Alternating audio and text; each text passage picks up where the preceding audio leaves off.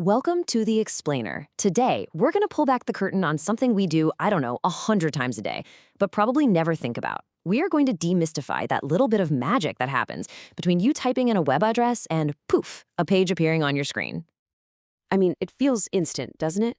But that single click, that one little press of the Enter key, it kicks off this incredibly complex, high-speed chase across the entire global internet.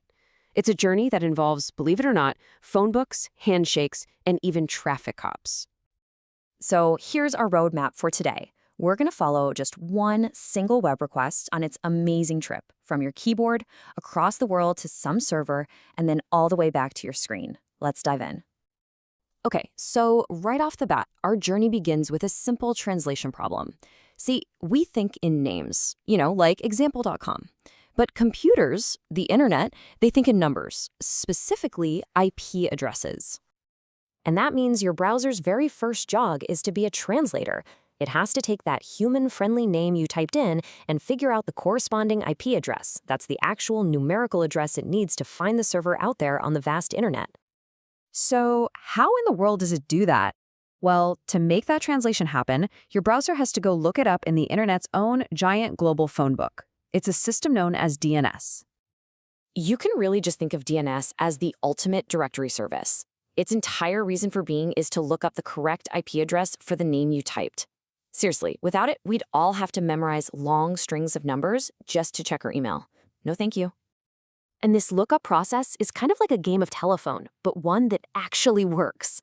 Your computer doesn't just ask one place. It asks a local server, which might ask a root server for the entire internet, which then points it to the directory for all .com sites, and on until it finally finds the one specific server that knows the exact IP address you need. It's this super fast chain of questions and answers just to get the right number. Okay, so we've got the number. Now we actually have to make the call. The very next step is for your computer to establish a really stable and reliable connection with that server before it even thinks about sending any real information. This is where a protocol called TCP comes into play. The best way to think about TCP is like the certified mail service for the internet. Its whole job is to make absolutely, positively sure that every single piece of data you send arrives safely, in the right order, with nothing getting lost along the way. Now, to set up this reliable channel, TCP does this thing that's famously known as a three-way handshake. It's pretty simple, really. Your computer sends a message saying, hey, you want to talk? That's the SYN.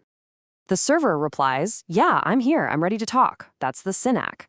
And finally, your computer says, awesome, I got your message. That's the ACK. And bam, just like that, the connection is open for business. But here's the crucial trade-off. TCP is super reliable, but all that confirming and checking takes a little extra time. For stuff where speed is everything, there's another protocol, UDP. Think of UDP like sending a postcard. You just fire it off and hope it gets there. It's perfect for things like video calls or online gaming, where one dropped frame is way better than a long frozen delay. Okay, so our connection is open and our request, all neatly packaged up, has finally arrived at its destination.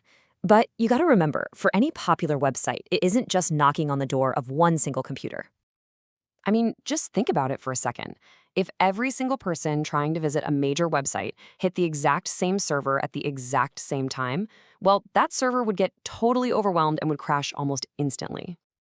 So to stop that from happening, modern websites use what's called a load balancer.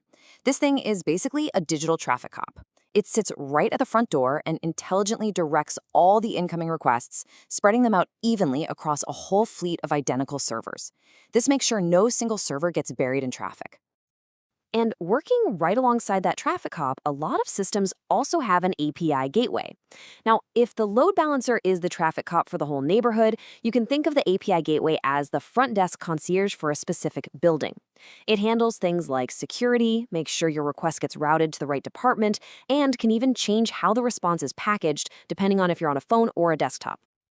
All right, we are in. Our request has made it past the front desk, past security, and it's been assigned to a specific server. Now the real work can finally begin, actually building the web page that you asked for. And this whole back and forth, it's a perfect example of what's called the client-server model. Your browser is the client, making a request, and the web server is, well, the server, which hosts all the resources and is responsible for putting together a response. Now, to build that page, the server almost always has to pull some information from a database. And right here, engineers have a huge choice to make. Do they go with a traditional SQL database, which is super structured, kind of like a set of perfectly linked spreadsheets? Or do they use a more modern NoSQL database, which is way more flexible and built to handle just massive amounts of unstructured data?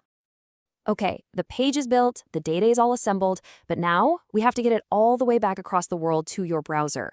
And doing that every single time from scratch would be incredibly slow. Thankfully, there's a much, much faster way to do it.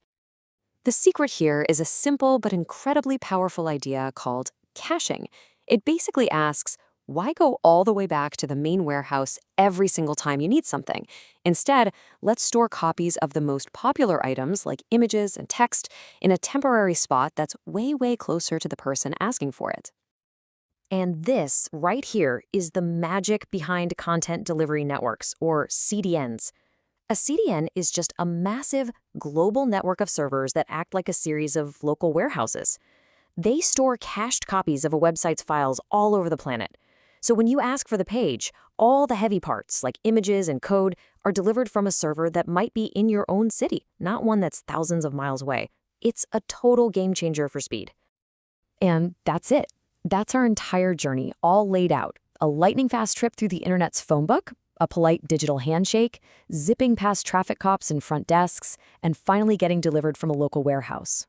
All of it happening in just a few hundred milliseconds. Literally in the blink of an eye. So what's the big takeaway from all this? This whole intricate, complex, yet unbelievably fast system, it was designed from the ground up for the way humans browse the web. But as we step into an age where machines and AIs start talking to each other, generating billions of requests a second, it leaves you with a pretty big question. Is this brilliant architecture, the very foundation of our web today, really the one that's going to power our future?